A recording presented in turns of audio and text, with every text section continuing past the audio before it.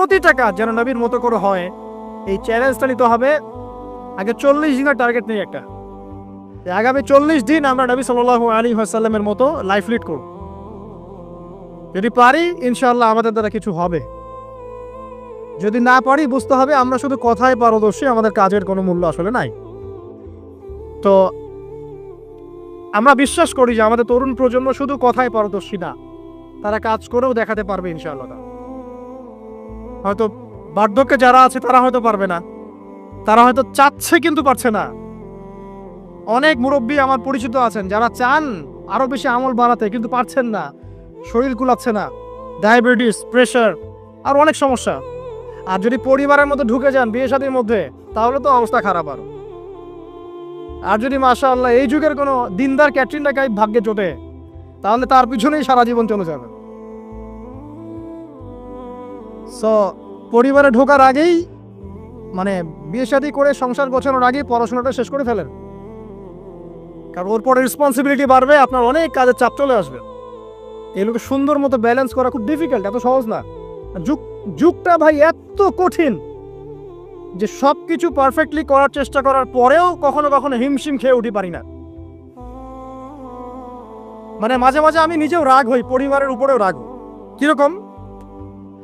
সেটা হচ্ছে যে একজন সায়েন্টিস্ট যদি নিউক্লিয়ার ওয়েপেন্স নিয়ে কাজ করে, তাকে একটা রুম দেওয়া হয়, গবেষণা করার একটা টেবিল চেয়ার দেওয়া হয়, একটা ল্যাব দেওয়া হয়, তার পরিবার, তার সন্তান, তার ভরণ পোষণ, তার গাড়ি বাড়ি সব দায়িত্ব সরকারের। তার কাজ কি? সে বসে বসে নিউক্লিয়ার ওয়েপেন্স তৈরি করে। ওই ওয়েপেন্সটা যখন তৈরি হবে তখন ওই রাষ্ট্রের উন্নতি হলো, এটা চত্বরে তাকাতে পারবে না, কারণ তাকালেই বোম মেরে দেব। আর আমরা যারা দিনের কাজও করে, অনেক সময় দেখা যায় আলেম বা মুফতি বা মুহাদ্দিস বা দায়ী, দেখবে তাদেরকে বাজার করতে হয়, পরিবার মেনটেন করতে হয়, সন্তানের লেখাপড়া দেখতে হয়, তাদেরকে অডিয়েন্স ডিল করতে হয়, মিডিয়া ডিল করতে হয়, মানুষের সমালোচনা অ্যান্সার করতে হয়। কাজের শেষ নেই, মাথা খাটাতে খাটাতে আপনি টায়ার্ড। অথচ উচিত ছিল এই মানুষটাকে রিল্যাক্সে রেখে দেওয়া। আপনার কাজ শুধুমাত্র দিনের জ্ঞান অর্জন করা, বড় বড় ডিগ্রি সার্টিফিকেট অর্জন করা, গবেষণা করা, আলেম ওলামার সোহবতে যাওয়া, কিছু লিখা, কিছু বলা, যাতে ন্যাশন উপকৃত হয়। এরকম সুকুনের পরিবার কয়টা আছে আলেমদেরকে জিজ্ঞাসা করো। আমার ধারণা যে বেশিরভাগ আলেমেরই এরকম পরিবার নাই। এই কারণে অনেক বড় বড় স্কলার মাঝপথে ঝরে পড়ে, অনেক বড় বড় আলেম মাঝপথে ঝরে পড়ে। আর আমাদের এই ফিতনা সৃষ্টিকারী পরিবারের সদস্যরা এগুলো বুঝতে চায় না। তারা বুঝতে চায় না ওদের দায়িত্বটা কি। তাদের দায়িত্ব হচ্ছে ওই ব্যক্তিকে সাপোর্ট করা পিছন থেকে, যে আল্লাহর দ্বীনের পথের একজন দায়ী, একজন মুবাল্লিগ, একজন আলেম, একজন ফকিহ। সেক্ষেত্রে আল্লাহ পাক হয়তো আমাদেরকে পরীক্ষা করছেন অথবা গুনাহ মাফ করছেন, কিন্তু এটা হওয়া উচিত ছিল না।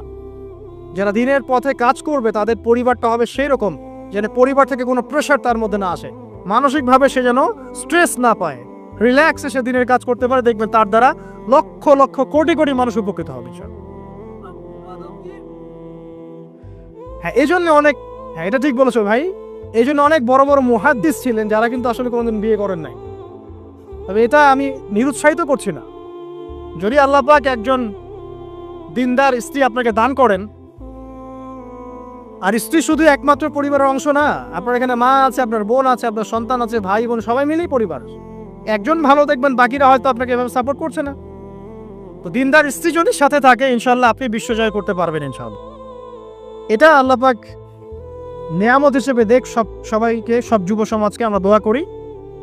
কিন্তু ডিসিশন নেওয়ার ক্ষেত্রে খুব সাবধান, সতর্ক থাকতে হবে। কারণ সব বোর খবর আর মেয়ের পিছনে কি দিন দিতে থাকে না। কয়টা বলছি? তওবা, লক্ষ্য স্থির করা, আপনার হায়াতকে কাজে লাগানো। এরপরে বলছি আমলের কথা। আমল যদি পারফেক্ট না হয় তাহলে আসলে আমাদের দোয়াগুলো ঝুলে থাকবে।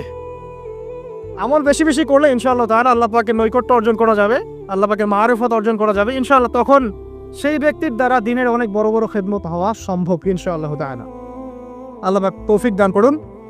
আর আমলের জন্য একটাই মানে নাসিহা আমার, সেটা হলো রাসূল সাল্লাল্লাহু আলাইহি ওয়াসাল্লামের 24 ঘন্টার যে দিন রাত, এই স্টাইলে আমাদেরকে রুটিন করতে হবে।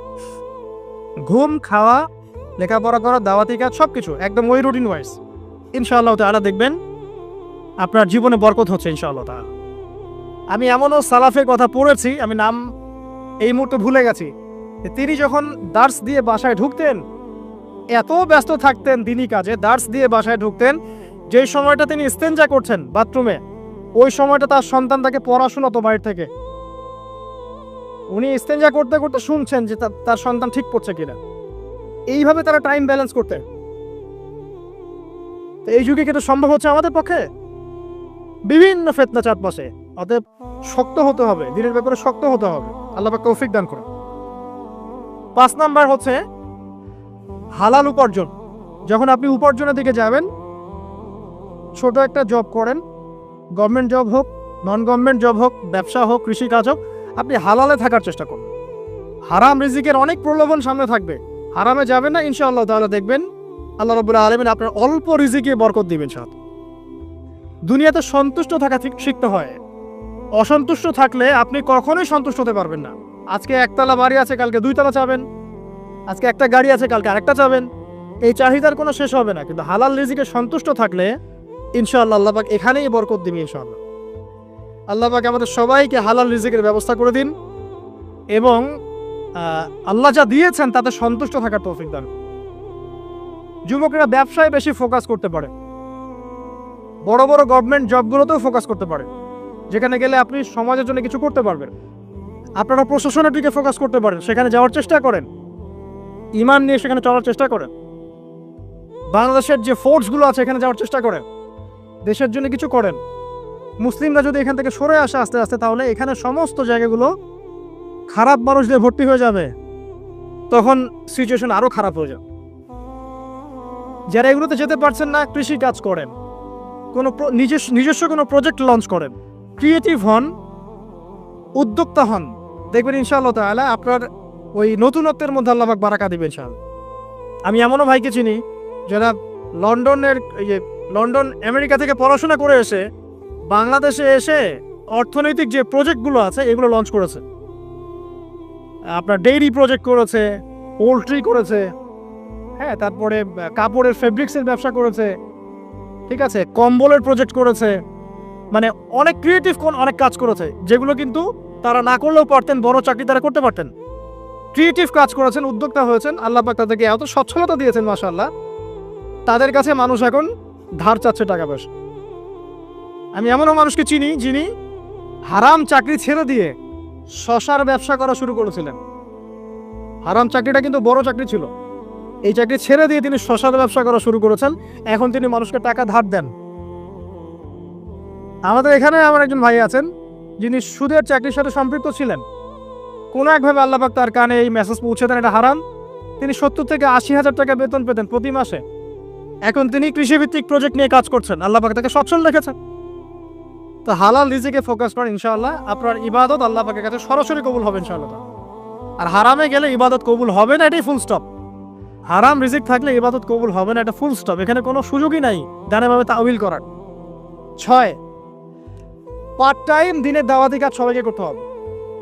ইলম অর্জন করেছি, তওবা করেছি, এখন আমল করছি, হালাল রিজিক আছে, এখন পার্ট টাইম দিনের দাওয়াতি কাজ সবাইকে করতে হবে। শুধু একজন আলেম করবেন, ফকিহ করবেন, মুহাদ্দিস মুবাল্লিগ করবেন তা নয়, সবাইকে মিনিমাম পার্ট টাইম দায়ী হতে হবে।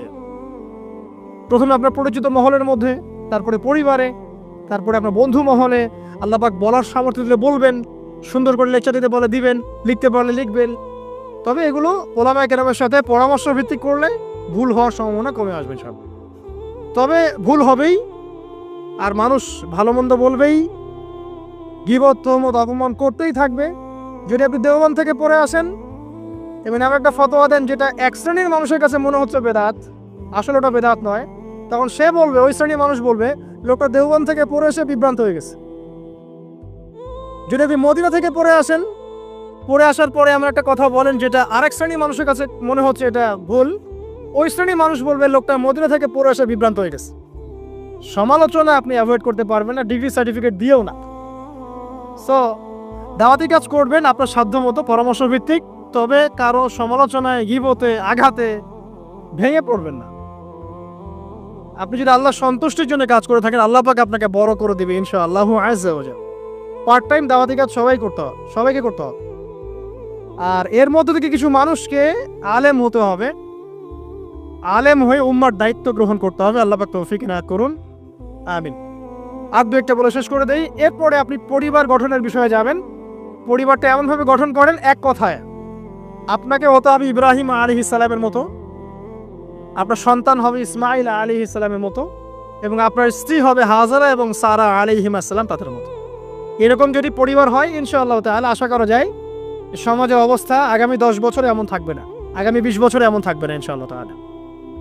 আর সবশেষে যে কথাটা বলবো সেটা হলো যে আমাদের সবাইকে এভারেজ চিন্তা করলে হবে না, আল্লাহ পাকের জমিনে দ্বীন ইসলাম প্রতিষ্ঠার চিন্তা থাকতে হবে।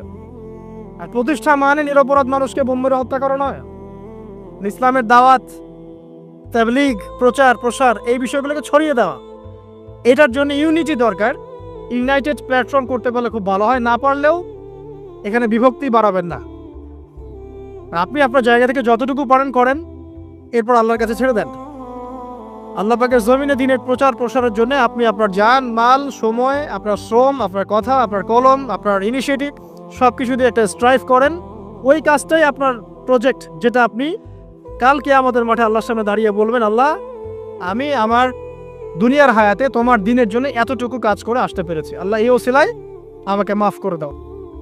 আর এখনকার যুগটা অদ্ভুত একটা যুগ, মানে যত এই যুগে আমরা বেঁচে থাকছি আমরা বিস্ময়ে হতবাক। মানে আসলে আবু বকর, ওমর, ওসমান, আলী রাদিয়াল্লাহু আনহুম, আল্লাহ পাক তাদেরকে জান্নাতুল ফিরদৌস দান করুন, তারা যদি এই যুগে আসতেন, একদিন থাকলে আল্লাহকে রিকোয়েস্ট করতেন, আল্লাহ আমাদেরকে আবার আগের যুগে নিয়ে যাও, এখানে থাকতে পারবো। অদ্ভুত যুগ।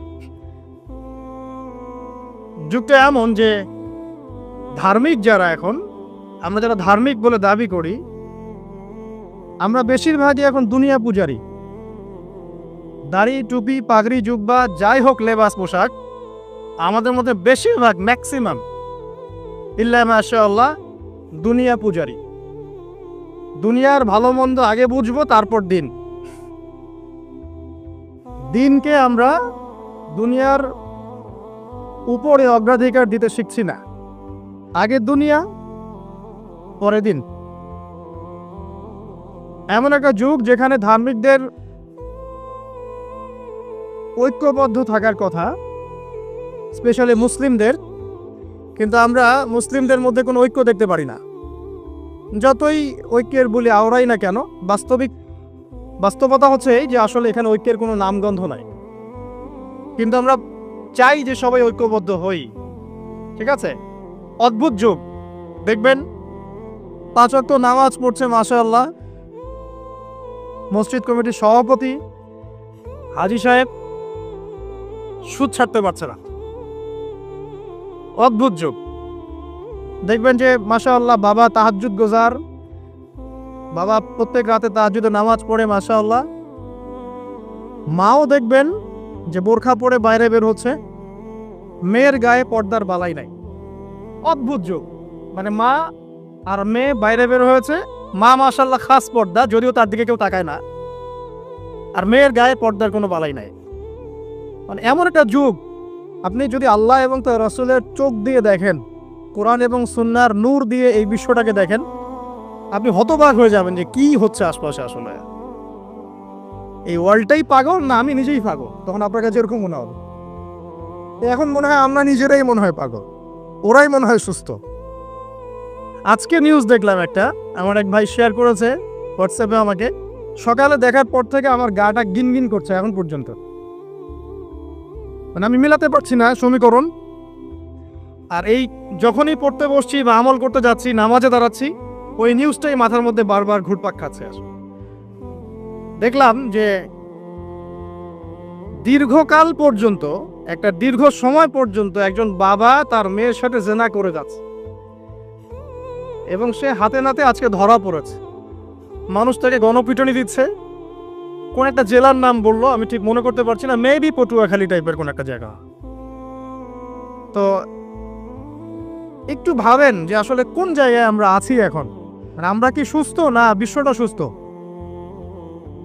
একজন বাবা কিভাবে একজন মেয়ের সাথে, যুবতী মেয়ের সাথে একটা লম্বা সময় পর্যন্ত শারীরিক সম্পর্ক মেনটেন করতে পারে।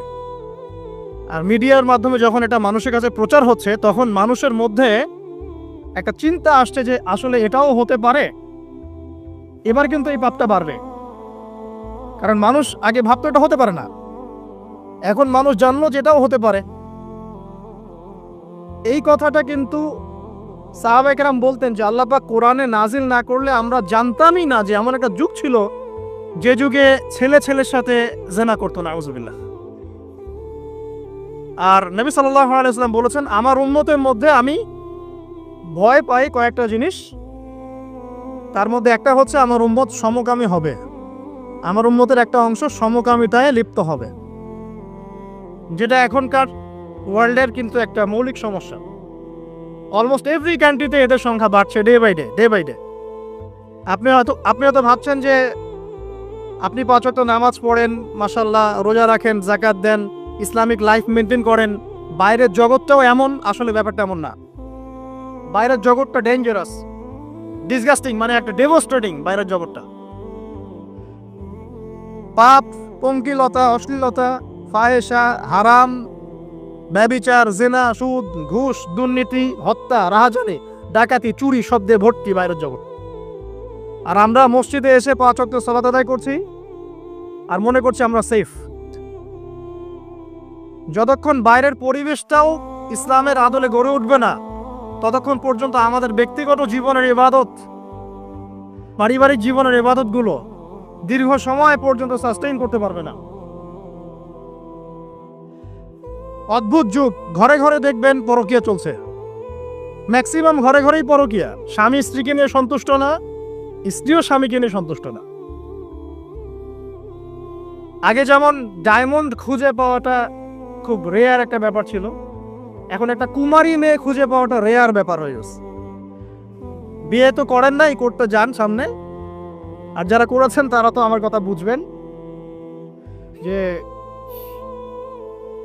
কারেন্ট জালেও যে জাটকা ধরা পড়তো, এখন আপনি ওই কি বলবো পবিত্রতার জাল দিয়ে সার্চ করেন, দেখেন কয়টা কুমারী মেয়ে খুঁজে পান। স্কুল কলেজের মেয়েরাও এখন কুমারী নাই, অনেকেই নাই, ইল্লা মাশাআল্লাহ। পরিবারের লোকজন জানেও এগুলা, এটাই স্বাভাবিক। এখন গত লেকচারে কিছু কথা বলছিলাম যে মিডিয়ার মধ্য দিয়ে এমন একটা ট্রেন্ড চালু করা হয়েছে যে আস্তে আস্তে পাপগুলোকে স্বাভাবিক করে ফেলা হয়েছে। সুদ খায় মানুষ, কোনো ফিলিংস নাই, মনে করে স্বাভাবিক, সবাই খায়, আমিও খাই, এই যুগে না খেলে চলে নাকি। ঘুষ নেয় মানুষ, বলে স্বাভাবিক, ঘুষ ছাড়া কি চাকরি হয়, নর্মাল ট্রেন্ড। দুর্নীতি মানুষ করে, স্বাভাবিক, নর্মাল, ও তো করে, আমি করি তো কি হচ্ছে, আমার বড়জনও তো করে। সেই বড়জন বলছে আমি করি তো কি হচ্ছে, তার বড়জনও তো করে। এই করতে করতে টপ টু বটম সব দুর্নীতিবাজ, স্বাভাবিক, নর্মাল, আমরা মেনে নিয়েছি। এভাবেই চলছে। যুবকরা স্মোক করে, মাদক সেবন করে, নর্মাল, সব যুবকই তো করে। কলেজ ইউনিভার্সিটিতে আমি করলে কি সমস্যা? জিনা, সবাই তো যাচ্ছে পতিতালয়, তা আমি গেলে কি সমস্যা? সবাই অ্যাফেয়ার করছে আরাম, তা আমার একটা গার্লফ্রেন্ড থাকলে কি সমস্যা? এভরিবডি হারামগুলোকে আমরা মেনে নিয়েছি এবং মিডিয়ার মধ্য দিয়ে ট্রেন্ডটা চালু করা হয়েছে যেগুলো নর্মাল। অথচ নবী সাল্লাল্লাহু আলাইহি ওয়াসাল্লাম, এই যে ফয়জুল কালাম বইয়ের মধ্যে হাদিসটা আছে যে যখন তোমার পাপ তোমাকে বাধা দিবে না, মানে তোমার ভিতর থেকে একটা বাধা আসবে না যেটা পাপ, বুঝবা যে ঈমান নাই তোমার মধ্যে। যখন ভিতর থেকে পাপ করলে একটা বাধা আসে, বুঝবা তুমি ঈমানদার। মানে পাপ করলে যদি বাধা আসে ভিতর থেকে যে আমি একটা খারাপ কাজ করেছি, আল্লাহর কাছে আমাকে তওবা করতে হবে, ইস্তেগফার করতে হবে, তখন বুঝবেন যে আপনার ভিতর ঈমান আছে। এই জন্য আল্লাহ পাক আপনার মনের মধ্যে এই চিন্তা নিয়ে আসছেন, আলহামদুলিল্লাহ। যখন পাপ করতে করতে দেখবেন আপনার মনে কোনো ফিলিংসই নাই, তখন বুঝবেন যে আসলে আপনার ভিতর ঈমান আর কিছু বাকি নাই, যেটা আছে খালি ফসকার মতো, একটা নুক্তার মতো। নবীজি বলেছেন সাল্লাল্লাহু আলাইহি ওয়াসাল্লাম, মানুষের অন্তর থেকে আমানত উঠে যাবে, একটা ফসকার মতো পড়ে থাকবে, নুক্তার মতো পড়ে থাকবে। জনগণ বলবে যে অমুক লোক খুব বড় আমানতদার, অথচ ওর কলমের মধ্যে আমানতের জাররা পরিমাণ বাকি থাকবে না। তো কোরআন এবং সুন্নাহর চোখ দিয়ে আপনি একটু চারপাশটাকে দেখেন, একটু অনেস্ট হই, নিজের সাথে একটু অনেস্ট হই। আমার মধ্যেও যদি ভুল থাকে আমিও নিজেরটাকে একটু দেখি। আমাদের যেভাবে আমল করা উচিত ছিল, আমরা যারা দিনের দায়ী বলি বা আলেম বলি, রিপ্রেজেন্টেটিভ বলি, আমরা সেরকম আমল করতে পারছি না। আমাদের যেমন সাহসী হওয়া উচিত ছিল আমরা আসলে পারছি না। আমাদের যেমন ঈমান, শৌর্য, বীর্য এবং দূরদর্শিতা রাখা উচিত ছিল আমরা আসলে পারছি না। ধর্মের মধ্যে আপনি দেখেন ম্যাক্সিমাম ধার্মিক দুনিয়াদার হয়ে যাচ্ছে। দুনিয়ার স্বার্থ আগে, তারপর দিন। যে যার স্বার্থে দিনের কাজ করছে, আবার ঐক্যের স্লোগানও তুলছে।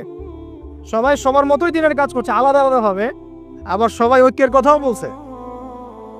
একজনকে বলেন যে ঠিক আছে আপনারা সবাই মিলে একজন আলেমকে সিলেক্ট করেন যিনি মুসলিমদেরকে লিড দিবেন, দেখেন একজনকে সিলেক্ট করতে পারে কিনা।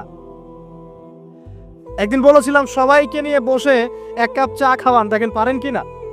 কিন্তু মুখে কিন্তু সবাই স্লোগান তুলছি যে আল কোরআনের আলো, ঘরে ঘরে জালো, দুনিয়ার মুসলিম এক হও এক হও, কতই না স্লোগান। প্র্যাকটিক্যাল কোনো ইনিশিয়েটিভ নাই আসলে। কিন্তু আপনি অন দ্য আদার হ্যান্ড দেখেন ইসলামের এগেনস্টে যারা থাকে, আসলে কুফার যারা, মুনাফেক যারা, হ্যাঁ, যারা জায়নিস্ট, যারা মিথ্যাবাদী সভ্যতার ধারক বাহক, জালেম, এরা দেখবেন ইউনাইটেড। এদের মধ্যে 100টার মধ্যে 90টা বিষয়ে যদি দ্বিমত থাকে, তারপরেও তারা একটা জায়গায় ইউনাইটেড যে ইসলাম এবং মুসলিমকে ডমিনেট করতে হবে। আর আমাদের মধ্যে যদি 100টার মধ্যে 99টা বিষয়ে একমত থাকি আমরা, আর একটা বিষয়ে আমরা যদি দ্বিমত থাকি, আমাদের সেপারেশনের জন্য দ্যাটস এনাফ।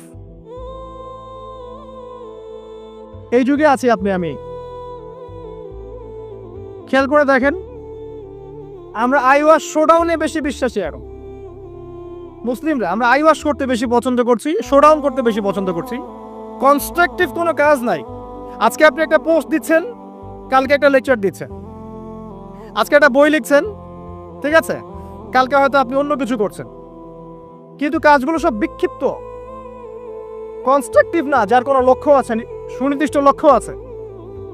সুনির্দিষ্ট লক্ষ্যকে সামনে রেখে মুসলিমদেরকে কাজ করতে হবে। কিন্তু এই দায়িত্ব কে পালন করবে? তরুণ সমাজ এখন মুখিয়ে থাকে এসবের জন্য। তাদেরকে কে নেতৃত্ব দিবে? তাদেরকে বিষয়গুলো বুঝাবে কে? সিচুয়েশন ব্যাখ্যা করবে কে? আর যদি আপনি 2-4 লাইন বেশি কথা বলা শুরু করেন, তাহলে আপনার গলা বন্ধ করে দেওয়া হবে। আস্তে আস্তে এগুলো সব মেনে নিচ্ছি আমরা। এভাবেই চলছে বিগত 100 বছরে। লাস্ট 100 বছরে, এক বছরে কয় দিন? 365 দিন। এই বিগত 100 বছরে এক একটা করে দিন, এক একটা করে রাত গিয়েছে, উম্মাহ আজকে এই জায়গায় এসেছে। আজকে থেকে 100 বছর আগের উম্মার হিস্ট্রিগুলো পড়ে দেখেন।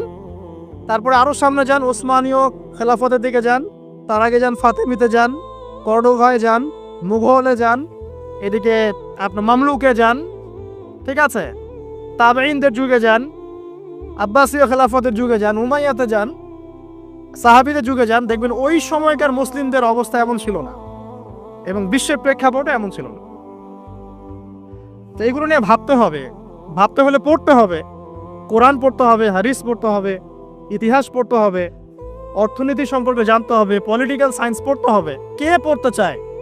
অনলাইনের যুগ, সবাই লেকচার শুনতে চায়।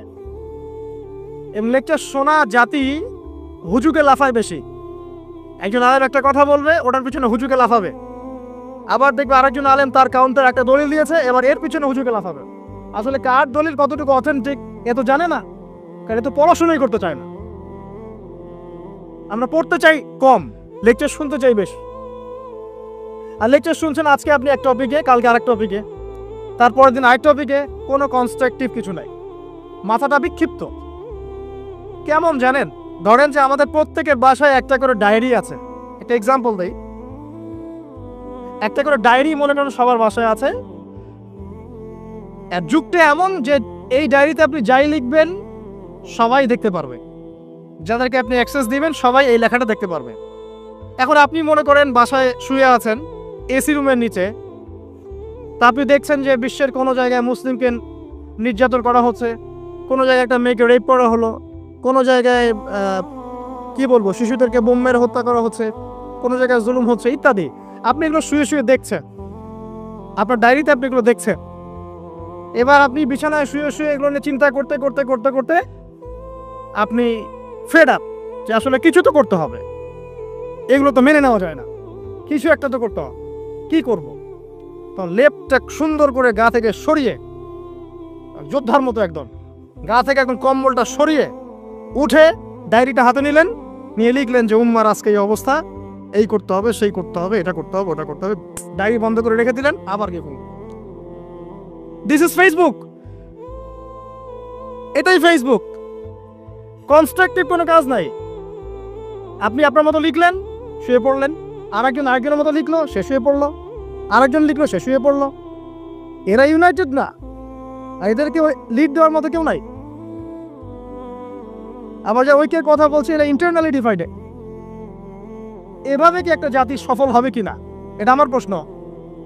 আমাদের আগে সামাজিক যোগাযোগ মাধ্যম ব্যবহার করার মানে যে কি বলবো নিয়ম শৃঙ্খলা শেখা উচিত। আসলে সামাজিক যোগাযোগ মাধ্যম কিভাবে ব্যবহার করতে হয়, ইফেক্টিভ ইউজিং শেখা দরকার অনলাইন সেকশনে।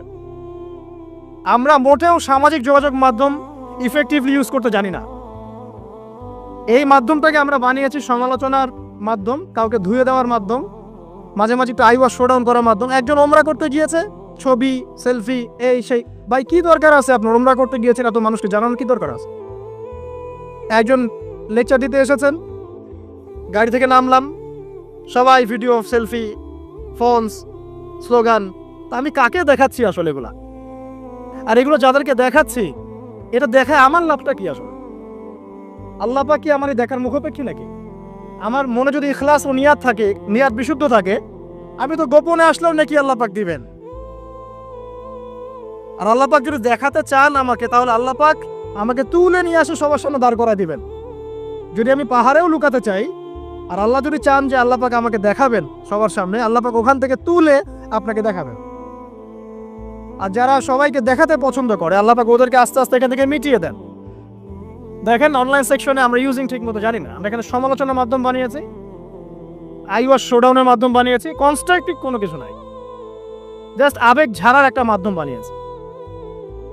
সামাজিক যোগাযোগ মাধ্যম ইউজিংটা শিখতে হবে আগে, ইফেক্টিভ ইউজিং কিভাবে। যারা এগুলো লঞ্চ করেছে, ওই ইহুদি খ্রিস্টান সভ্যতা, এরাও তো এগুলো ইউজ করে। ওরা কি আমাদের মতো করে ইউজ করে?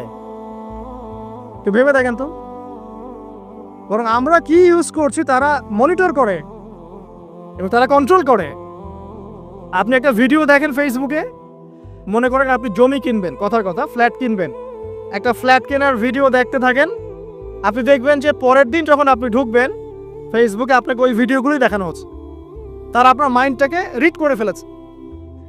আপনি যদি স্পোর্টস দেখেন, আজকে খেলা আছে না বাংলাদেশ, এখানে একটা কথা বলেই দিই যে মিডিয়া, আপনারা জানেন যে আমি খেলার সাথে ছিলাম একসময়। বাংলাদেশ টিমে যে প্লেয়াররা আছেন তারা কিন্তু মাশাল্লাহ অনেকেই, বেশিরভাগই নামাজি মাশাল্লাহ। এটা কি জানেন? আমরা দোয়া করি আল্লাহ পাক তাদেরকে হেদায়েত দান করুক এবং তাদের এই অর্থ সম্পদ বা যে আল্লাহ পাক স্ট্যাটাস দিয়েছেন, এটাকে ইসলামের কল্যাণে কাজে লাগানো তৌফিক দান করুন। দেখেন আফগানিস্তান শ্রীলঙ্কাকে হারিয়েছে এবং ডিফিটটা খুব ম্যাসিভ ডিফিট ছিল। এখন মিডিয়ার ভাইব দেখেন, মিডিয়া পারবে কি বাংলাদেশ আফগানিস্তানকে হারাতে? সাকিব কি এটা করতে পারবে? অমুক কি এটা পারবে? লিটন দাস তো আজকে ইনজুরিতে পড়েছে, কিভাবে ওপেনিং হবে? মানে মিডিয়া হারা দিচ্ছে বাংলাদেশকে আগে, বাংলাদেশ হারার আগেই মিডিয়াকে হারা দিচ্ছে। দেখেন মিডিয়া ভাইব বলে একটা কথা আছে, যুদ্ধ কিন্তু লাগে নাই, মিডিয়া লাগাই দিবে আগেই। একটা ঘটনা ঘটার আগে আমরা এমনভাবে এটাকে ভাইব তৈরি করি, এটাই হচ্ছে আপনার মাইন্ড প্রোগ্রামিং। ঠিক এইভাবেই পশ্চিমারা এইসব মাধ্যমগুলো দিয়ে আমাদের মাইন্ড প্রোগ্রামিং করছে। তো দেখেন আমাদের ইফেক্টিভ ইউজিং শেখা দরকার, আইওয়াশ শোনানোর দরকার নাই। তো এই যুগে আপনি ওই ডায়েরিতে লিখে কাজ হবে না, এই যুগে কনস্ট্রাকটিভ কাজ করতে হবে, যেমনটা কাজ করছে ইসলামের বিরোধী শক্তিরা মাঠে ময়দানে কাজ করছে। ওরা মিডিয়াকে কাজে লাগায় ঠিকই, কিন্তু ওদের স্বার্থে কাজে লাগে। ওরা মিডিয়া ওদের মতো করে কন্ট্রোল করে, ওদের মতো করে নিউজ করে। যখন ওরা সারা বিশ্বে ছড়িয়ে দিল যে মুসলিমরা, ওরাই তৈরি করলো এই মিডিয়া ভাইবটাকে, তৈরি করলো পশ্চিমারা। কোনোদিন কি কোনো মুসলিমকে আল্লাহ পাক অনুমতি দিয়েছেন যে সে মানে একটা নিরপরাধ মানুষকে হত্যা করবে? এই অনুমতিকে আল্লাহ পাক দিয়েছেন? অথচ ওরা এমন ভাবে ফুটিয়ে তুলছে যে মুসলিমরা মনে হয় নিরপরাধ মানুষকে হত্যা করে, এরা মনে হয় সন্ত্রাসী, বোমাবাজি করে ইত্যাদি। তো মিডিয়া 5 ওরা ওদের স্বার্থে মিডিয়া ইউজ করছে। এই যুগে আপনি আমি থাকি, তাহলে কতটা স্মার্ট হয়ে দিনের কাজ করা উচিত সেটা বোঝাও আমাদের। দেখবেন অফলাইনে মাঠ পর্যায়ে দিনের কাজ বেদিনেরা তাদের কাজ করছে, যারা বেদিন তারা ওদের কাজ ঠিকই করছে।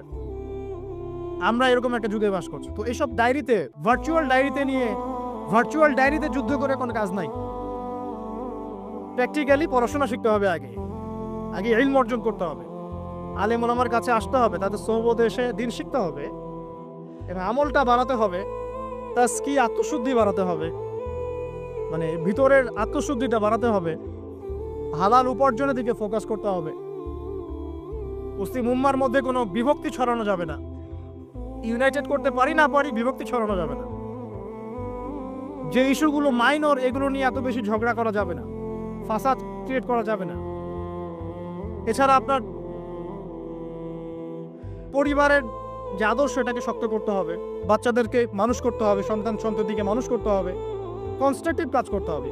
এডুকেশনাল ইনস্টিটিউশন করে তোলেন, শিক্ষা প্রতিষ্ঠান করে তোলেন, সমাজ কল্যাণমূলক কোনো ফাউন্ডেশন করেন, মানবতা সেবায় কাজ করেন, দেশকে ভালো কিছু দেন, রাষ্ট্রকে ভালো কিছু দেন, ভালো করে পড়াশোনা করে রাষ্ট্রীয় বড় বড় পদে চাকরি করেন। যত বেশি ভালো মানুষ সেখানে যাবে, আশা করা যায় তত দুর্নীতি কমে যাবে ইনশাআল্লাহ। এখান থেকে সরে আসার দরকার নাই, বরং আপনি আরো বেশি করে পড়াশোনা করেন, বিসিএস ক্যাডার হন, বড় বড় পোস্টে যান, সততা নিয়ে ঈমান নিয়ে এমপি মন্ত্রী হন, হয়ে দেশ শাসন করেন, কনস্ট্রাকটিভ কাজ করেন। আমি বুঝাতে চাচ্ছি যে আমরা একটা যুগে আছি যে আমরা কাজের চেয়ে আইওয়াস শোডাউন এবং অপরিপক্কতায় বেশি পারদর্শী। আমাদেরকে একটু পরিপক্কতা প্রদর্শন করতে হবে এবং আগে যুগটাকে রিড করতে হবে। তো রিড করার বিষয়ে আপনাকে বলছিলাম যে আমার একটা যুগে আপনি আছেন, ধর্মের মধ্যে এরকম কলিউশন আছে এবং এটা আমরা মেনেও নিচ্ছি স্বাভাবিকভাবে। ব্যক্তি জীবনে আসেন, দেখুন ব্যক্তি জীবনের মধ্যে দিনদারিতা কমে যাচ্ছে, যুবকরা মাশাআল্লাহ আল্লাহ দিকে আসছে, কিন্তু অনেকের মধ্যে কমেও যাচ্ছে। ব্যক্তিগত জীবনে গিয়ে দেখেন যে দিনের জ্ঞান অর্জনকে খুব একটা পরোয়া করছে না, আমলটাকে গুরুত্ব দিচ্ছে ঠিকই, কিন্তু দিনের জ্ঞান অর্জনকে খুব একটা পরোয়া করছে না, হালাল হারাম মেনে চলার ব্যাপারটা পরোয়া করছে না। ঠিক আছে, তারপরে গিয়ে দেখবেন ফ্যামিলিতে গিয়ে দেখবেন ফ্যামিলির মধ্যে বন্ডিংস গুলো কমে যাচ্ছে। ফ্যামিলির মধ্যে যে বন্ড গুলো আগে ছিল শক্ত, এগুলো আস্তে আস্তে কমে যাচ্ছে। ভাইয়ে ভাইয়ে দ্বন্দ্ব, বাবায় সন্তানে দ্বন্দ্ব, মায়ের সন্তানে দ্বন্দ্ব, মনে মনে দ্বন্দ্ব, স্বামী স্ত্রীতে বিচ্ছেদ, সন্তানরা মানুষ হচ্ছে বাবা মা ছাড়াই। সামাজিক গঠন একক যেটাকে আমরা বলি পরিবার, এর বন্ডিংস গুলো ভেঙে যাচ্ছে এবং এটাকে আমরা নর্মাল মনে করছি। এখন সোশ্যালি দেখেন প্রতিবেশীর খোঁজ খবর নেওয়ার প্রয়োজন মানুষ মনে করছে না। এখন সমাজের মানুষের পাশে দাঁড়ানোর কথা বলেন, একে অপরের সহযোগিতার কথা বলেন, একটু সহ্য করা বা ছাড় দেওয়ার মানসিকতার কথা বলেন, কেউ ছাড় দিতে চায় না, ছাড় দেওয়ার কোনো মানসিকতা নাই। কে কাকে ডিঙ্গিয়ে সামনে যাবে, কে কার ক্ষতি করে উপরে উঠবে, এগুলো আমাদের ট্রেন্ড হয়ে গেছে। ইকোনমিক লাইফে গিয়ে দেখেন হালাল হারামের কেউ পরোয়া করছে না, ঘুষ দুর্নীতি সুদ এগুলো নর্মাল। পলিটিক্যাল লাইফে গিয়ে দেখেন আল্লাহ পাকের জমিনে আল্লাহ পাক তাকে দায়িত্ব দিয়েছেন, সে আল্লাহর মানে হুকুম আহকামের 5 পয়সা পরোয়া করে। আল্লাহ পাকের জমিনে আল্লাহ পাক তাকে দায়িত্ব দিয়েছেন, কিন্তু সে দেখবেন আল্লাহ পাকের বিধানের 5 পয়সা পরোয়া করছে, অথচ আল্লাহ পাকই তাকে দায়িত্ব দিয়েছে। বৈশ্বিক প্রেক্ষাপটে গিয়ে দেখেন খালি অস্ত্র বিক্রির বাণিজ্য, কোন দেশে যুদ্ধ লাগিয়ে দেওয়া যাবে, আর কোন মুসলিম দেশগুলোকে ডমিনেট করা যাবে, আর কোথায় মানুষকে সুদের ঋণে জালে ফেলা যাবে, কোথায় ভাইরাস ছড়িয়ে দেওয়া যাবে, এসব চলছে। ওয়ার্ল্ডটাকে আমরা আগের অবস্থায় রাখতে চাচ্ছি না, কারণ আমরা চাচ্ছি যে ওয়ার্ল্ডের বেশিরভাগ মানুষ ধ্বংস হয়ে যাক, একটা সভ্যতা টিকে থাক এবং আপনি আগে চারপাশ চিনতে শেখেন, পরিবার দেখেন, আপনার ব্যক্তি জীবনটা দেখেন, ধর্ম দেখেন, অর্থনীতি রাজনীতি দেখেন। কোন চোখ দিয়ে দেখবেন? কোরআন এবং হাদিসের চোখ দিয়ে দেখেন। তারপরে দেখবেন আসলে কোনো কিছুই ঠিক চলছে না, নাহলে আপনার কাছে মনে হবে সব ঠিক চলছে। কোরআন সুন্নাহর চোখ দিয়ে দেখেন আসলে কোনো কিছুই পারফেক্ট চলছে না। এখন ক্ষুদ্র পরিসরে আপনার আবার করণীয় বাকি আছে। কি করতে পারে? প্রথম কথা হচ্ছে আমাদেরকে আগে তওবা করতে হবে আল্লাহর কাছে। আমরা প্রত্যেকে যখন আল্লাহর কাছে খালেসভাবে তওবা করব যে আল্লাহ পাক যে উদ্দেশ্যে পৃথিবীতে পাঠিয়েছিলেন সেই উদ্দেশ্য কতটুকু করতে পারছি আমরা জানি না। আল্লাহ আপনি আমাদেরকে মাফ করে দেন এবং এই সমকালীন ফিতনাময় পরিবেশ থেকে আমাদেরকে বাঁচান।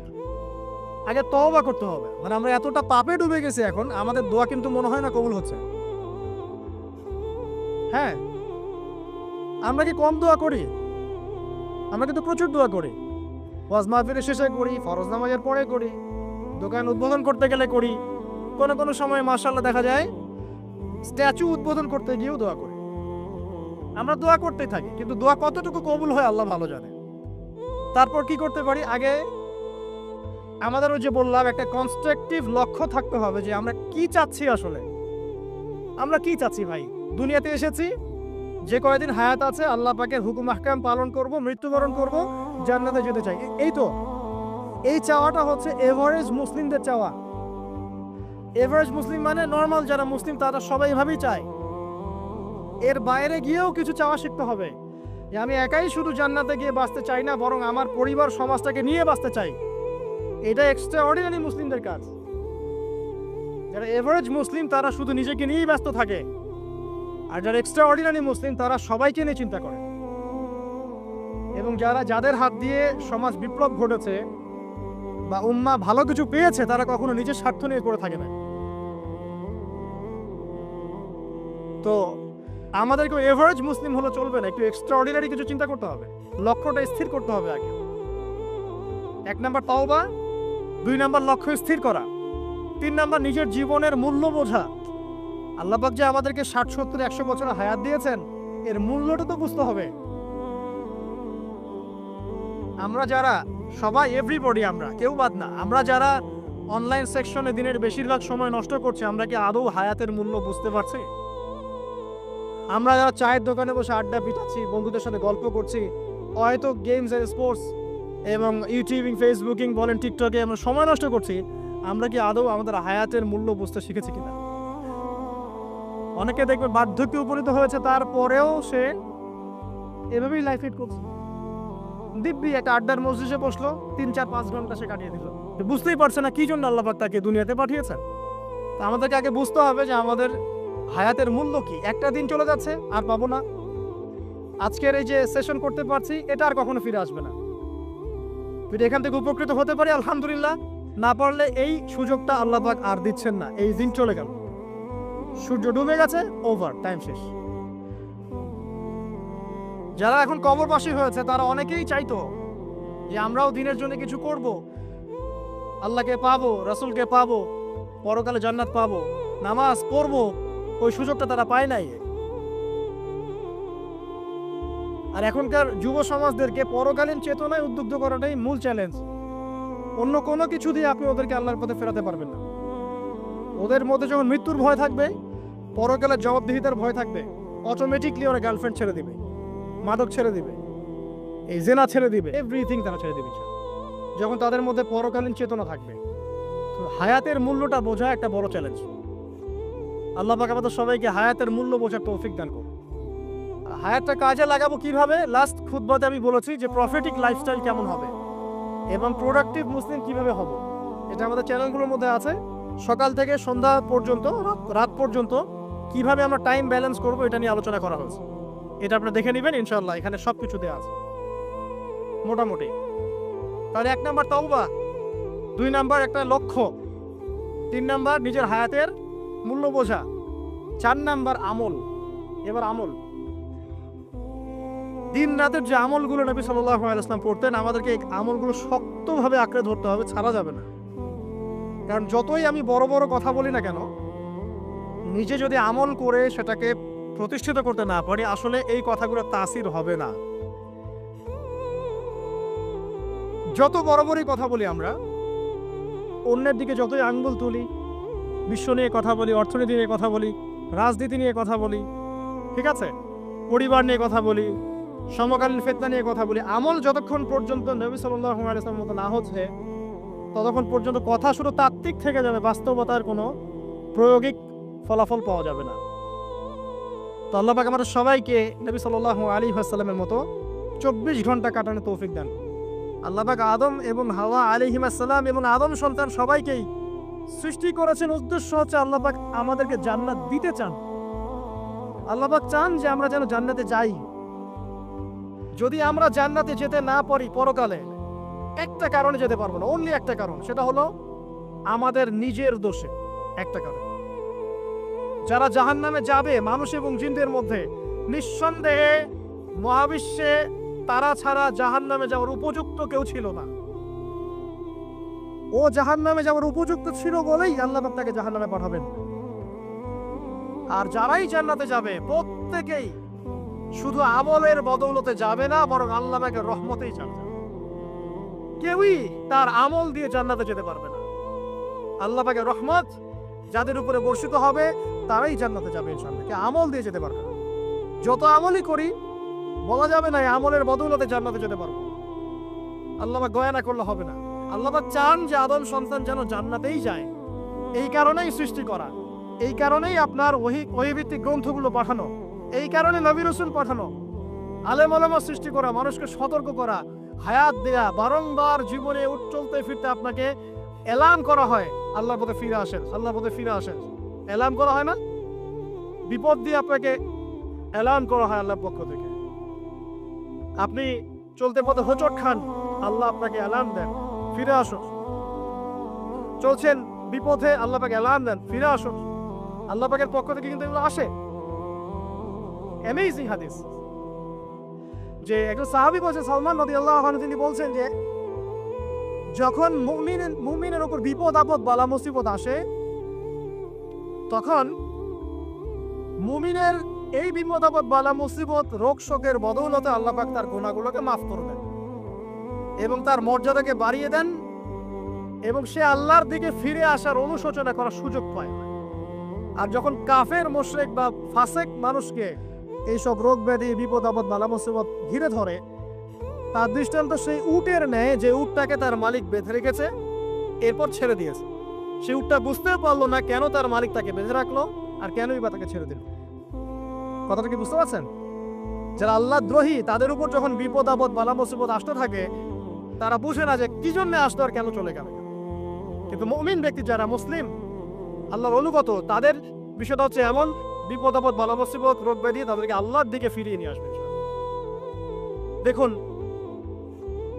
এই যে পৃথিবীতে নামিয়ে দেয়া, এরপর আল্লাহর পক্ষ থেকে ঐশী গ্রন্থগুলো পাঠানো, নবী রাসূল পাঠানো, আলেম ওলামা পাঠানো, আপনাকে হায়াত দেয়া, আপনাকে রিজিক দেয়া, এই শ্বাস নেওয়ার ক্ষমতা দেয়া, আপনাকে জ্ঞান বুদ্ধি দেয়া, বিবেক দেয়া, তিনবেলার খাবার, পোশাক, স্ত্রী সন্তান, কি দেয়নি আল্লাহ রাব্বুল আলামিন।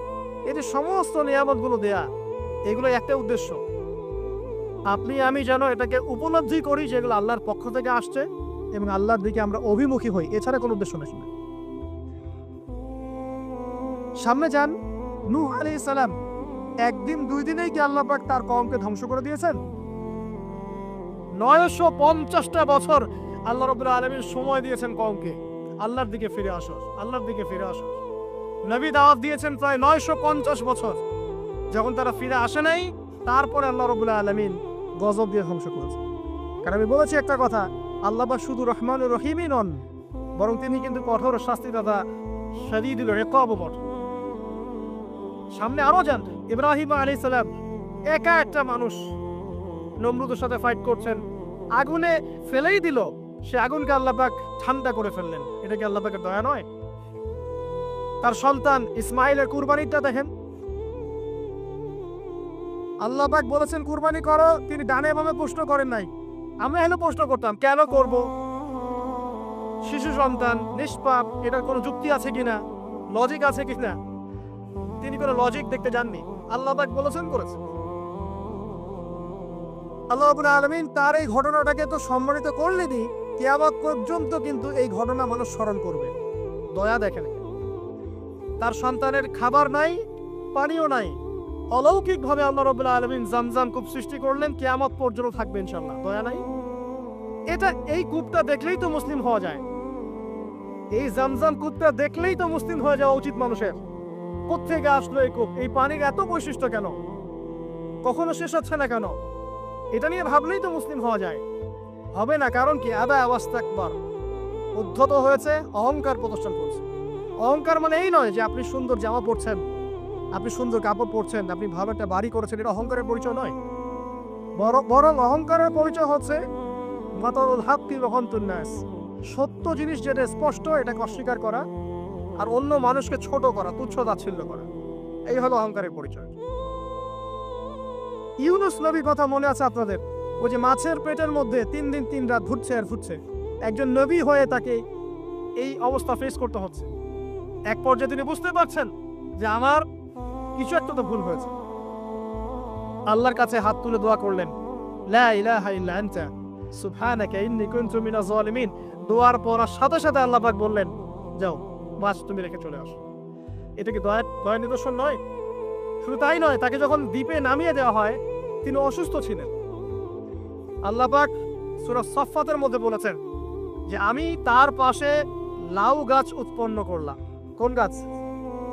খেতে পারেন, এর শাক এবং এই যে ফল, এটার মধ্যে নিঃসন্দেহে এমন এমন কিছু উপাদান আছে যেটা হয়তো আমরা জানিও না, আবিষ্কার করা হয়নি। তিনি সুস্থ হয়ে গেলেন, আলহামদুলিল্লাহ। কোথায় যাবেন? যে কোনো জায়গায় যান। নবী ঈসা আলাইহিস সালামকে চতুর্দিক থেকে আক্রমণ করছে, আল্লাহ রাব্বুল আলামিন তাকে এমন হেফাজত করলেন, তার কাছে তাকে উঠিয়ে নিলেন। এটা কি দয়ার পরিচয় নয়? এই যে একটু আগে তেলাওয়াত করলো শুরুর আগে নবী মুসা আলাইহিস সালামের ঘটনা, তারপর একটা অবাধ্যতা করেই গেছে। আল্লাহ পাক তারপরেও তাদের কাছে নবী পাঠিয়েছেন, নবী মুসাকে পাঠিয়েছেন, ফেরাউনের মতো জালেম শাসকের হাত থেকে উদ্ধার করেছেন। এটা কি দয়ার পরিচয় নয়? নবী মুসা আলাইহিস সালাম গাছের নিচে বসে আছেন, খাবার নাই, বাসস্থান নাই, কিচ্ছু নাই, বরং তার গায়ে একটা অপবাদ দেওয়া হয়েছে যে তিনি নাকি একজন মানুষকে খুন করেছেন, অথচ তার ইন্টেনশন সেটা ছিল না। তিনি একটা ঘুষি দিয়েছেন লড়াই থামানোর জন্য, ওই এক ঘুষিতেই সেই ব্যক্তি ডেড। এবার তিনি গাছের নিচে বসে দোয়া করছেন, রব্বি ইন্নী লিমা আনজালতা ইলাইয়া মিন খায়রিন ফাকির। আল্লাহ, আমি নিঃস্ব অসহায় হয়ে এখানে বসে আছি, তুমি আমার উপর তোমার যে রহমত পাঠাবে আমি তার ভিখারি হয়ে বসে আছি। দোয়া করার সাথে সাথেই ওই শুআয়ব আলাইহিস সালামের মেয়ে হেঁটে হেঁটে চলে আসলো। তিনি স্ত্রী পেলেন, তিনি শ্বশুর পেলেন, একজন নবী পরিবার পেলেন, বাসস্থান পেলেন, চাকরি পর্যন্ত পেলেন। 8 বছর তিনি রাখালি করেছেন শুআয়ব আলাইহিস সালামের ফার্মের মতো। দয়া মুহূর্তেই চলে আসবে, শুধু আল্লাহর দিকে অভিমুখী হলেই হয়, এবার দয়া। আইয়ুব আলাইহিস সালামের কথা মনে আছে? দীর্ঘদিন রোগে ভুগছেন, চিকিৎসা হচ্ছে না, ভালো হচ্ছে না, শেফা হচ্ছে না। এখানে যারা আধ্যাত্মিকত্ব নিয়ে পড়াশোনা করেন, লেখালেখি করেন, তারা বলেছেন তাদের কিছু কিতাবের মধ্যে, রোগটা যখন এমন একটা পর্যায়ে চলে আসলো যে তিনি জিহ্বাটা নড়াতে পারছেন না, কারণ তিনি আল্লাহ পাকের জিকির করতে প্রচন্ড ভালোবাসতেন। এক পর্যায়ে রোগটা এমন একটা জায়গায় চলে আসলো যে জিহ্বাটা তিনি নড়াতে কষ্ট হচ্ছে। তখন গিয়ে তিনি বলছেন, রব্বি আন্নী মাসসানি আদ-দুররু ওয়া আনতা আরহামুর রাহিমিন। হে আল্লাহ, আমাকে কষ্ট স্পর্শ করেছে, আর তুমি তো ক্ষমাকারী, রহমকারীদের মধ্যে সর্বশ্রেষ্ঠ রহমকারী। আমি জিকির করতে পর্যন্ত পারছি না, আল্লাহ আমার রোগটা শেফা দিয়ে দাও। বলার সাথে সাথে আল্লাহ রাব্বুল আলামিন প্রস্রবণ ঝর্ণা তৈরি করলেন, এখানে গোসল করো, শেফা হয়ে গেল। এগুলো কি রহমতের পরিচয় নয়? এখানে এক এক্সট্রিম স্কলার এমনও বলেছেন, আজকে আমরা যারা বাহ্যিক সৌন্দর্য নিয়ে বেশি বেশি গর্ব করি, আত্মিক সৌন্দর্যের চাইতে বাহ্যিক সৌন্দর্য নিয়ে যারা বেশি গর্ব করি, যদি আল্লাহ পাক আমাদের পোশাকটাকে পরিবর্তন করে দেন, আত্মাটাকে দেহের পোশাক দেন আর দেহটাকে আত্মার পোশাক বানায় দেন, তাহলে দুর্গন্ধে কি আমাদের সামনে আসতে যাবে না। কথাগুলো বুঝতে পারছেন না? আইয়ুব আলাইহিস সালামের আত্মাটা ছিল পবিত্র, পরিশুদ্ধ, তার দেহের মধ্যে রোগ হয়েছিল। আর এই পুরো বিশ্বের ম্যাক্সিমাম লোকের মানুষের রোগ এখন আত্মায়, দেহে নয়। আবার বলছি, হয়তো বুঝতে পারছেন না। আইয়ুব আলাইহিস সালামের রোগটা হয়েছিল দেহে, বাইরে। তার আত্মা ছিল পবিত্র, পরিশুদ্ধ আত্মা। দেহের রোগের একটা পর্যায়ে যখন জিহ্বাটায় ইফেক্ট হলো, তখন জিকির করতে তার কষ্ট হচ্ছে, তখন তিনি দোয়া করছেন, আল্লাহ আমার এই রোগটাকে শেফা দিও। আর এখনকার পুরো জেনারেশন, এই সভ্যতার রোগ হচ্ছে ভিতরে আত্মায়। দেহের রোগের চাইতে তার আত্মার রোগটা বেশি। এখন এই আত্মাটাকে যদি দেহ বানিয়ে দেওয়া হয় আর দেহটাকে আত্মার পোশাক পরিয়ে দেওয়া হয়, দুর্গন্ধে কেউ সামনে আসতে চাবে না।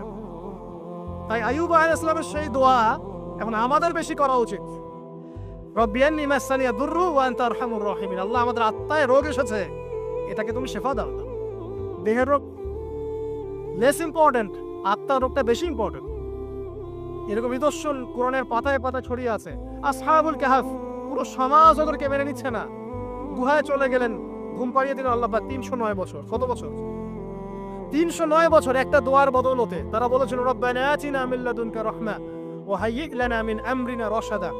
আল্লাহ পাক শুধু ঘুম পাড়িয়ে রাখলেন না, তাদের মধ্য দিয়ে আল্লাহ পাক পুরো একটা সভ্যতাকে হেদায়েত করে দিলেন। যে সভ্যতা বিশ্বাস করতো না যে পরকাল বলে কিছু আছে। দাকিয়ানুস বাদশার সেই জুলুম থেকে আল্লাহ পাক এই 10 জন বা 9 জন যুবককে বাঁচালেন, ওদেরকে কিয়ামত পর্যন্ত কোরআনের পাতায় স্থান দিলেন, নিদর্শন বানালেন এবং তাদের মধ্য দিয়ে একটা পুরো সভ্যতাকে হেদায়েত দিলেন। যেখানে যাবেন এই নিদর্শন। আর কার কথা বলবো? যুলকারনাইন, মনে আছে?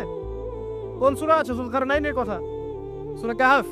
আল্লাহ পাক তাকে এমন রহমত করেছিলেন যে মাশরিক মাগরিব মানে পূর্ব পশ্চিম পর্যন্ত তাকে রাজত্ব দিয়ে দিয়েছে। আজকে তো আমরা এই সামান্য একটু ক্ষমতা পেলেই আমাদের কেউ চেনে না, গায়ে হাতি দেওয়া যায় না, ঠিক আছে? মানে তখন সে নিজেকে মনে করে যে সে এই পৃথিবীর সবকিছু, বাকি মানুষ আর মানুষ না। ক্ষণস্থায়ী সামান্য একটু ক্ষমতা দিয়ে দেখবেন আমাদের অবস্থা খারাপ। প্রত্যেকের ধর্মতাত্ত্বিক ক্ষেত্রেও যদি কাউকে আপনি ক্ষমতা ধর আলেম মনে করেন, দেখবেন অহংকারে বাঁচতেছেন না। কারো একটু পপুলারিটি হয়ে গেছে, দেখবেন অহংকারে বাঁচতেছেন না। আই ওয়াশ শোডাউনের জামানা তো এটা, যে যত করে মানুষকে দেখাতে পারলে বাঁচে আছে। কাজ হবে 5%, 95% হচ্ছে আই ওয়াশ। যে কোনো জায়গায়, ধর্মতাত্ত্বিক জায়গা বলেন, social, economical, political, world affairs, কাউকে যদি আল্লাহ পাক যাররা পরিমাণ একটু ক্ষমতা দিয়ে দিয়েছেন, বাস তাকে আর চেনা যায় না। যুলকারনাইনকে আল্লাহ পাক আলাইহিস ইসলাম মাশরিক মাগরিবের ক্ষমতা দিয়েছে। এত দাপট ছিল তার, যেদিকে সেনাবাহিনী নিয়ে যেতেন সেদিকে বিজয় করতে পারতেন। পড়ে দেখেন। আর এই ব্যক্তি কিন্তু আলেকজান্ডার দ্য গ্রেট নয়। পশ্চিমারা এখানে আবার একটা ষড়যন্ত্র করেছে। তারা বলে এই ব্যক্তি ছিল আলেকজান্ডার দ্য গ্রেট। এটা ভুয়া কথা। তিনি একজন আল্লাহ পাকের বড় ওলি ছিলেন অথবা নবী ছিলেন। কি ছিলেন আল্লাহ পাক এটা কোরআনে বলেননি, স্পষ্ট করেন। তা আমরা ধরে নিচ্ছি আল্লাহ পাকের তিনি একজন শুকরগুজার বান্দা ছিলেন। তাকে একটা কম বলছে যারা পাহাড়ের মাঝখানে থাকতো, ইয়া যুলকারনাইন, হে যুলকারনাইন, ইন্না ইয়াজুজ ওয়া মাজুজ মুফসিদুনা ফিল আরদ। ইয়াজুজ আর মাজুজের সভ্যতা জমিনে ফাসাদ সৃষ্টি করছে। ফাহাল নাজআলু লাকা খারাজান আলা আন তাজআলা বাইনানা ওয়া বাইনাহুম সাদদা। আমরা কি তোমাকে একটু ট্যাক্স দিব, খাজনা দিব, যে খাজনার বদৌলতে তুমি একটা প্রাচীর নির্মাণ করে দিবে, যে প্রাচীর নির্মাণ করলে ওরা আর আমাদের কাছে আসতে পারবে না। তখন এই প্রতাপশালী বাদশার স্টেটমেন্ট হচ্ছে এই, ক্বালা মা মাক্কান্নি ফীহি রাব্বি খায়র। আল্লাহ আমাকে যা দিয়েছেন তার পক্ষ থেকে এটা যথেষ্ট, তোমাদের এসব ট্যাক্সের দরকার নেই আমার। এই যে আল্লাহ পাকে রহমত দেখেন। ঠিক খিজির আলাইহিস সালামকে দেখবেন, ওই 3টা ঘটনা মনে আছে না? নৌকা ফুটা করা, বাচ্চাকে হত্যা করা, আর হচ্ছে কি ওই যে কি দেয়াল নির্মাণ করা। সূরা কাহফ আজকে বাসায় গিয়ে পড়েন। তাকে আল্লাহ পাক ভবিষ্যতের জ্ঞান দেখাচ্ছেন, ভবিষ্যতে কি হবে, যে জ্ঞানটা মূসা আলাইহিস সালামকে আল্লাহ পাক দেখাচ্ছেন না। মূসা আলাইহিস সালাম বলছেন কেন নৌকা ফুটা করলেন, কেন বাচ্চাকে হত্যা করলেন, কেন এই প্রাচীর নির্মাণ করলেন। আর খিদির আলাইহিস সালাম বলছেন যে জ্ঞান আল্লাহ তোমাকে দেন নাই তা আল্লাহ পাক আমাকে দিয়েছেন। আমি এই কারণে নৌকা ফুটা করছি, কারণ নৌকা ফুটা না করলে ভবিষ্যতে এই নৌকাটা সিজ করা হবে, ছিনতাই করা হবে। বাচ্চাটাকে হত্যা করেছে এই কারণে এই বাচ্চা বড় হলে বড় কাফের হতো। দেয়াল নির্মাণ করেছে এই কারণে এই দেয়ালের নিচে এই বাচ্চাদের এতিম 2 বাচ্চার গুপ্তধন রাখা আছে, ওর বাবা মা রেখেছে। এটা তুমি জানো না, আমি জানি। এটা জানার পরে তিনি অহংকার করছেন না, তিনি বলছেন রাহমাতাম মির রাব্বি, এই জিনিসটা আমার রবের রহমত, আমার প্রতি দয়া। 2 শ্রেণীর মানুষ আপনি পাবেন। এক, যারা তাদের স্ট্যাটাস, প্রতিপত্তি, জ্ঞান এসবের অহংকার প্রদর্শন করবে। আর এক শ্রেণী যারা এগুলো আছে, যাদের এগুলো আছে বাট তারা বলবে এগুলো হাযা মিন ফাদলি রাব্বি, এগুলো আমার রবের রহমত। এখানে সফল 2য় শ্রেণীর মানুষ, 1ম শ্রেণীর নয়। ইউসুফের কথা মনে আছে? আলাইহিস সালাম কুয়ায় ছিলেন, কুয়া থেকে জেলে, কুয়া থেকে রাজপ্রাসাদে, সেখান থেকে জেলখানায়। জেলখানার একটা মানুষ যে পরবর্তীতে মিশরের শাসক হবে, কেউ কি ভেবেছিল? কেউ ভেবেছিল? ওই সময় কেউই ভাবে নাই। কিন্তু ওই মানুষটাকে আল্লাহ রাব্বুল আলামিন মিশরের রাজত্ব দিয়েছেন, যার মধ্য দিয়ে আল্লাহ পাক হাজার হাজার লক্ষ লক্ষ মানুষকে দুর্ভিক্ষের হাত থেকে বাঁচিয়েছে। আল্লাহ পাকের পরিকল্পনা, রহমত দেখেন। প্রত্যেক আম্বিয়া কেরামের জীবনী পড়ে দেখেন, এরকম রহমতের অসংখ্য নিদর্শন কোরআন এবং হাদিসে আছে। এখন শেষ করার আগে, এটা বলতে থাকলে অনেক সময় চলে যাবে, নামাজের সময় চলে যাবে, আমি শেষ করছি। আমরা আসলে এখন যদি আল্লাহর রহমত পেতে চাই এবং আমাদের জীবনটাকে আল্লাহ পাকের আনুগত্যে, দাসত্বে, অহংকার মুক্তভাবে তওবা ইস্তেগফারের মধ্য দিয়ে কাটাতে চাই, তাহলে আসলে কি কি পয়েন্টস আমাদের কাজ করা দরকার, জাস্ট পয়েন্টসগুলো বলছি। 1 নাম্বার হচ্ছে জ্ঞান অর্জন করতে হবে। যে জ্ঞান আল্লাহ পাক আদম আলাইহিস সালামকে শিখিয়েছেন, ওই জ্ঞান চর্চা যদি আমরা বাড়াই, ওহির জ্ঞানের চর্চা যদি আমরা বাড়িয়ে দেই, দেখবেন ইনশাআল্লাহ আল্লাহ পাক আপনার সম্মান, আপনার রিজিক, আপনার প্রতি করুণা, দয়া, মায়া, মহব্বত সব বাড়িয়ে দেবে। এটা প্রথম পয়েন্ট। প্রিয় ভাইয়েরা, যারা আজকে লেকচার শুনছেন বা যারা পরবর্তীতে অনলাইনে শুনবেন, ওহির জ্ঞানের চর্চা। আমি বলছি না আপনি ডাক্তার হবেন না, ইঞ্জিনিয়ার হবেন না, জেনারেল লাইনে পড়বেন না, এই কথা আমি বলতে যাবো না কখনো। কারণ আমি জানি, আর কেউ বলুক না বলুক, অ্যাটলিস্ট আমি জানি এই ওয়ার্ল্ডকে ডিল করতে হলে বর্তমান এইসব আধুনিক জ্ঞানের কোনো বিকল্প নাই। কিন্তু এই জ্ঞানটার সাথে কোরআন সুন্নাহর জ্ঞান থাকতেই হবে। যেমন এই দুইটা জ্ঞান একত্রিত হবে, ইনশাল্লাহ এই জাতিকে ঠেকানোর কেউ থাকবে না ইনশাল্লাহ। এই সহজ সরল কথাটা আমরা বুঝাতে ব্যর্থ হচ্ছি, অথবা কিছু মানুষ ইন্টেনশনালি এটাকে ঘুরিয়ে ফিরে উল্টা ব্যাখ্যা করছে।